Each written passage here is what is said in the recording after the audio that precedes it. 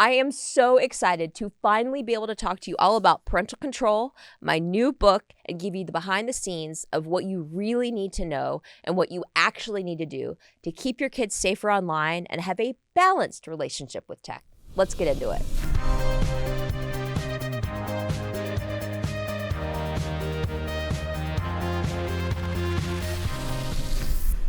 All right, I'm so excited about this. It's been it feels like a long time coming. It's finally, it's here. How has the book been received so far? You just launched a couple of weeks ago. So far, I've had some pretty amazing feedback. It's no secret that I struggle with imposter syndrome of like, how am I here and why am I here? Right. And this is a little bit of a turning point for me of like, step up, you are here, lean into it, and do as much as you can while you're here to help people and educate people. So it's gotten a lot of great feedback so far. Thank you to everybody who has read it and given me that feedback. I love it. This is not the first book you've written. You co-authored Parenting in a Tech World with Matt McKee. Yes. And so, that was back in 2020, you said. So 5 years later, was there a specific moment when you realized like it was time to write this book? That's a great question. This opportunity came to me. I truly believe it was one of many blessings that I've experienced in my life that I'm incredibly grateful for. And it honestly took the encouragement and nudging of people that I highly respect saying, this needs to happen. And I was like, okay, if you say so. And then once I started getting into it, I was like, you know what? You're absolutely right. You're absolutely right. This does need to exist. And as I was writing this, I saw a gentleman who I highly respect, Jonathan Haidt, released The Anxious Generation, and it was just taking off. I mean, I think it's still number one at certain points on the New York Times bestseller list. So I was seeing the success of his book and the movement. He single-handedly helped to reverse the phone-based childhood. And so it gave me a lot of hope. I was obviously like, well, he already wrote the book. I don't need to write the book. But that's not true because I do need to write the book. Yep. I recently went and heard him speak in Santa Barbara, and it was incredibly validating because he's presenting the data, the problems. And we do that too at Bark. Right. But parents afterwards are left like, okay, I get it. There's 4 norms, but there's so many things else. So many other things that we need to cover. And I think this is a great complement to that of maybe you, for whatever reason, don't want to wait until your child's 16 to let them have social media. Right. I think you should do that, but maybe you don't, or maybe you didn't. What do you do in that case? Maybe you're looking for safer smartphone or smartwatch alternatives, or how to balance the tech, how to balance the screen time, the relational issues around how do you talk to your kids about the toughest things? How do you reconcile your childhood that didn't have any of this with their childhood that you can't relate to? So anyway, yeah, I think I'm still realizing it. I'm still realizing it because people are telling me what part of the book helped them. And I'm like, wow, okay, thank God. Didn't know if that should make it or not, but clearly it needed to. That's awesome. Yeah. I love it. Without giving away too much for those who have not yet read it, what are some things that readers can take away from the book? Like aha moments, you think? Yes. All right. Well, I'm going to go to the index because or contents, sorry. I'm an author and yet still need to learn the terminology. But the contents. So there's essentially 12 chapters. It starts with why me, why now? Why should you even pick up this book written by me? Who am I and what do I have to offer? And then it goes to chapter 2, the good old days. I talk about growing up in the 80s, before we had all this stuff. I think a lot of parents can relate to that, whether they're 70s, 80s, 90s babies. Then I talk about the digital transition and how, I went from a world of just getting email in college, uga.edu, to working in a professional environment where people were trying to like navigate Facebook, but also get their work done. Yeah. And then all of a sudden we have these devices that come with us everywhere. So you can't leave work at work. It's just like, we've just experienced a lot over the past 30 years technologically. And so I think parents can relate to that. Then where are we now? So chapter 4, where are we now? What's really happening with kids today? I love it. That's probably one of the most critical chapters because people just don't realize, right? Right. We've experienced parents thinking, not my kid, until it is their kid. And they're clamoring for the help. Yep. What do? We see it in our Facebook group. People are writing into Bark's customer success team and customer support team. We're seeing it in comments on our socials. Help me, help me, help me. I don't know what to do. So then chapter 5, 6, and 7, because I just really need to hit home before I give you the what do we do, I want you to know what is happening. Digital effects on the brain, digital effects on the body, which is different. The brain is part of the body, but it's also different, right? And then digital effects on the mind and spirit. Our children, as you know, are being incredibly negatively affected, their brains, their bodies, their minds, their spirits, by this unfettered tech access that we've given them. And the answer isn't just to say no tech at all ever. I mean, that is actually one answer. Yeah. It's just not a very feasible one. So then finally, chapter 8, I get into the solutions. So what do we do? And if you want to just get the book and skip to chapter 8, that's fine. Like, you don't have to read the whole thing. Take what serves you and helps you. But so what do we do? What do we do? It's kind of a long chapter. There's a lot to go over. Buckle up. But I'm trying to help you figure out what to do. And a lot of that is based on what I wish I would have known or somebody would have told me when my son was 3, 5, 7, 12, etc. Like, if I had, just one wish on like the Aladdin genie lamp, it would be to go back in time and get a redo to raise my son the right way. I can't do that. But all of you who have younger kids, you can do that. You can read this book and be like, oh, okay, we're going to reset and do these things differently. Then I go over, just some final thoughts because clearly I just can keep going and going and going.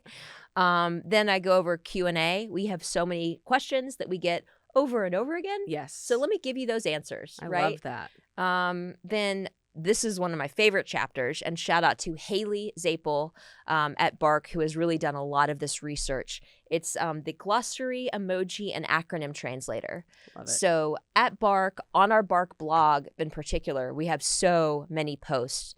Drug emoji, sexual slang and emoji, just regular run-of-the-mill emoji and slang translators. And so compiled all of that together in a condensed chapter, courtesy of Bark. Definitely had permission to do this. And just so you have it at your disposal. And one of the cool things about our algorithm at Bark is that that's how we came across this stuff. Right. Like, we're flagging things like the pasta noodle emoji when kids are not talking about, Italian for dinner, but yet nudes, because noodles sounds like nudes. And your kids, when you pick up their phone, they don't want you to realize that's what they're talking about. Yep. So chapter 11, good one. Chapter 12, resources. Obviously, this book is not the end-all, be-all of everything you'll ever need to know. There's a lot of wonderful people in this space. Jonathan Haidt, The Anxious Generation, Bark Technologies, Chris McKenna of Protect Young Eyes, Nikki Reisberg of Scrolling to Death, Nkosi, the National Center on Sexual Exploitation, Defend Young Minds, the authors of Good Pictures, Bad Pictures, and Good Pictures, Bad Pictures Jr., Wait Until 8th, the Smartphone-Free Revolution. I mean, there's so many people now and entities that are fighting for children to have a healthier childhood. Childhood 2.0, the documentary. Yes. Our Facebook group, Parenting in a Tech World. Yeah. I think I love that there's a resource. I mean, all of the chapters are awesome. But I think, to your point, there's so many resources out there, which is not what's the word I want to use? It's encouraging to know that there's that many people out there. And I think that, people are kind of starting to wake up to, okay, there is a problem that we do need to address. And I love that, to your point, like, the Anxious Generation woke up a lot of people. I've never seen a movement that like just took off like that. I know. And it's great that, Jonathan Haidt is bringing the awareness to it and making people realize, like, okay, we got to start paying attention. And I love that you're also, kind of like supporting that almost, I guess, with like, here's some solutions. Like, here's ways that you can address these things. Yeah. And I think that, obviously parents knowing that it's an issue is one thing, but having the tools and resources to do something about it is an entirely different one. I'm going to give y'all an Easter egg. So on my website, titaniajordan.com, there's a GIF of an eye opening and closing. And it's not just cute. It's for a reason. There was a movie that I watched a long time ago. I think it's Abra las ojos, which means open your eyes. And that's just a recurring theme, I think, for what I'm trying to tell people is just wake up. Mm-hmm. Wake up. Pay attention. Open your eyes. If you actually know what's happening in any facet of your life, including childhood, like you could actually do something about it. Yep. And that's, I'm bringing you my unique perspective as a mother, as a survivor of multiple things, which I talk about in the book too, as a tech executive at a company that helps to protect over 7.4 million children across the nation, a company that is sending parents alerts every single day that are saving lives, that are letting families know their children are imminently suicidal, that are letting families know that there are potential credible school shooting threats, that their children are struggling with disordered eating, that their children are being bullied or bullying, that their children are being contacted by predators. And no parent thinks when they bring that sweet little baby home from the hospital that they're going to be dealing with this. Like, that there are going to be dangers ahead for your child, but you just can't even fathom what they're going to encounter in I'm trying to do the measurement, like a 2 by 5 inch piece of tech. Right. You can't even begin to imagine. Yeah. So I'm trying to help you understand what's coming so you can have a plan. It's way better to have a plan proactively than be in the middle of crisis. And that's where a lot of families are right now, and figure out, what do I do now? I love that. I think there's going to be so many parents who read this book, and maybe even, non-parents like myself, who learn so much from it and feel encouraged again to, feel like they got this. Like they can get through this. Sure, it's unlike anything that parents have ever done before, but we're here to help. And I think that this book's going to make a huge impact. So I'm very excited to see how it continues to do. Thank you. Another important thing about this book is that, like, there's actually plenty of educational material out there now letting you know about the problems and what's happening with kids. And there's also, a decent amount of resources out there telling you, what do you do about it? But some of them are just way too fluffy. Mm-hmm. Like, I can't tell you how frustrated I get sometimes when I see people putting out pieces of content that are just like, you have to talk to your kids. Well, right. Cool. Got thanks. it. Got it. But, like, what do you say? Literally tell me what to do. Yeah. I do that. I love And it. then when it comes to, like, the technical aspects of the parental controls, like, just saying use parental controls, that doesn't help. Right. That's like, just eat healthy. Like, okay. There's so much to unpack there. Right. So that I also go over the, like, hey, if you have a home and you have the internet in your home, there is an internet service provider. And you might not know that ISP has baked in parental controls that you can use. Right. And here's how to go about turning them on. Yeah. And here's how to think about your home as a layered approach of, from a location standpoint, where is the tech? Do you allow your kids to have tech in their room behind closed doors? Let's not do that. And I'm not judging you. To be clear, a lot of the things I'm telling you to do are because I didn't do that, and I saw very real negative ramifications because I didn't do that. Right. So anyway, we go deep. We go deep in this book. I love it. Speaking of going deep, were there any topics that you covered in the book that you kind of struggled with more to open up about and to talk about? And on the flip side of that, were there any that you were like, I can talk about this all day long, like had no problems getting deep? So in the early stages of writing, I was struggling with how to insert certain aspects of my life story into this because it's not a biography. Right. It's a book about how to keep your kids safer online. But shout out to Nick Gephardt, an amazing copywriter and dear friend who helped me get over the it's not about me.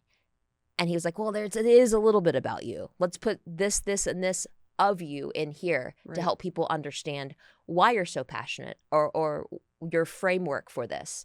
And so that was hard to talk about me in here. Not only the lighter, just kind of high level, here's my career and here's the things, but the heavier stuff struggling with suicidal ideation or childhood sexual abuse. Those are not easy things to talk about or put out for the whole world. But I would do it all over again in a heartbeat because I really believe it's going to help people understand the nuances of when that happens to somebody if you have a first person account. So that was hard. And then the other part was I'm not a doctor. I'm not a scientist. So covering very scientific, very academic, very heady topics around research that isn't fully baked yet in a way that people would respect and be able to corroborate was hard. I wanted to do it justice and do it right. I'm not writing white papers for the American Academy of Pediatrics. Right. But I also know my stuff. Love it. I think it's awesome that you were so open to sharing your personal stories and how it ties into, why you are so passionate about this and why it matters. I think that the more people talk about the hard things, the easier it is for other people to feel like, one, they're not alone. Yes. And two, this does happen to other people and, there's help out there. But I think it just, a very recent example to me or, current to me is I have some friends struggling to get pregnant and they're going through, same. The IVF journey. And I think seeing them talk about it and the way that people respond to them is thank you so much for talking about this. I think it makes people feel like they've got a friend, that they can kind of lean on. So one thing I don't think I covered in here, but I think it wasn't until my late mid-30s that I finally realized that nobody is perfect. And it seems like such a basic concept, but I was just living my life in a way to make sure everybody thought everything was all together, right? And I started to see certain bloggers and mom bloggers put their authentic, raw, vulnerable selves out there and share stories of depression, anxiety, struggles with parenting, struggles with their marriage, etc. And I was like, wow, I'm not alone. Mm-hmm. And just being able to know that you are not alone and that you can go on to have successful careers and write books and you can have a beautiful, successful life, but also struggle with certain things and have a life that's not perfect. And that's what's beautiful about us as humans is that we can face extreme adversity and overcome it. But if we don't talk about it, that's stupid. Yeah. Honestly. Well, and I think that, that is part of what sucks about social media right. is that everything is filtered. You see all of the highlights that people are living. And I think that that's where that comparison trap comes in. Yes. And you start to be like, okay, well, why am I not doing XYZ thing? Yeah. You don't know what everyone else is struggling with behind closed doors and, behind their screens. Totally. I mean, again, late mid-30s, I'd see people documenting their whatever, they're going to put the locks on the bridge in France to dedicate their love to each other again, and then 6 months later they're divorced, right? But they're not checking in at therapy, right? They're or I'd see people buying brand new luxury cars, but then they're bankrupt, or just the list goes on and on and on. It's almost like the people with the most beautifully curated lives on social are probably those that are hurting the most or struggling with not accepting reality the most. Yep. And I think that that's you know, as parents or adults, recognizing that for yourself can kind of help you talk to your kids about like what you see on the internet is not always exactly what it is. Yes. I mean, even I just read an article with Mr. Beast, and like he was so influential in my son's middle stage years. I mean, he's amazing. He's amazing. But hearing how he struggles with his mental health was incredible. Yeah. And I want to share that with my son of like, you see this guy who's making bank and giving away Ferraris and stacks and stacks and stacks of people.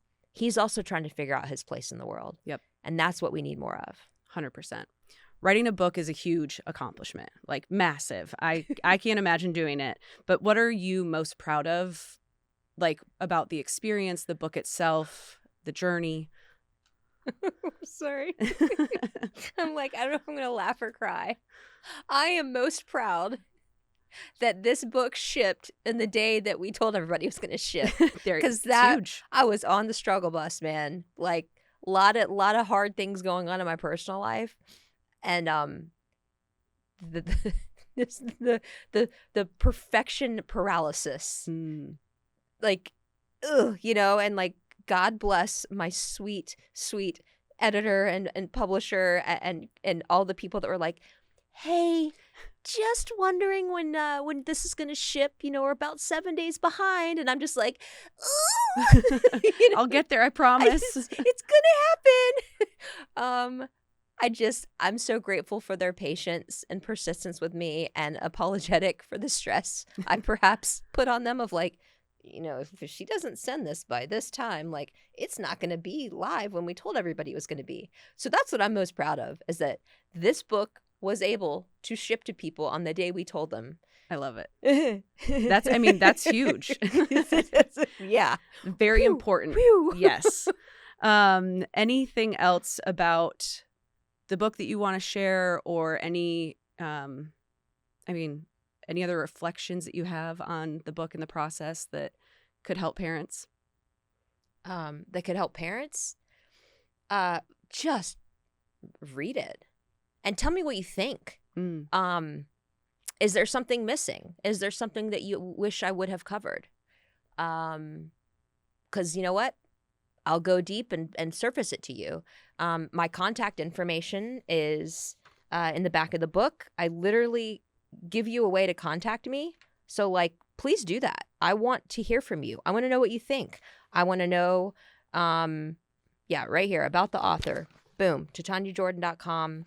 But there are ways to connect with me and tell me what you think. Tell me what you need. Did it help you? Wow, I'd love to hear that. Yes. Did it encourage you? Did it lead to a really important conversation with your child, or perhaps your in-laws, their school? You know, how did this help you? help me know that this wasn't in vain.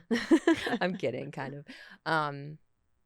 If it did help you, leave a review. Those really go a long way. Yep. If it didn't help you, you can just tell me directly. You can just don't leave a bad review. Just tell me and I'll do better. But I really do appreciate candid feedback, good or bad. Love it. I would love to know, when you first see this, do you think devil horns or shark fins? Let us know in the comments below. The cover is amazing. Right? It's awesome. Shout out to the graphic designer. Yes. I was like, yes, immediately yes. And I think, you know, whether they are sharks or devil horns, because I think it applies to both. But, Right. you know, I love it. I think it's awesome. And I think there's going to be so many people that walk away having learned not just like one thing, but multiple that they can implement. So I hope that you're very proud. I am. I'm very proud. I'm very grateful. I'm grateful that Brian Basin, our CEO, was like, yes, it's okay for you to do this. You know, because I was like, I don't even know if I can do this, right? Like, right. Full-time job.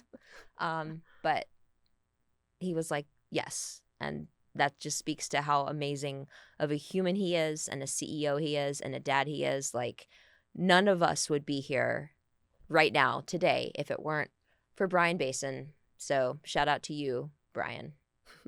Love it. If you're a perfect parent and you have figured out how to raise your child in a very balanced way with tech, just keep scrolling. Like, ignore this, right? But if you are struggling with how to parent in a tech world with balance and intention and come out on the other side relatively unscathed, this is the podcast for you. This is the book for you. And thank you for being here.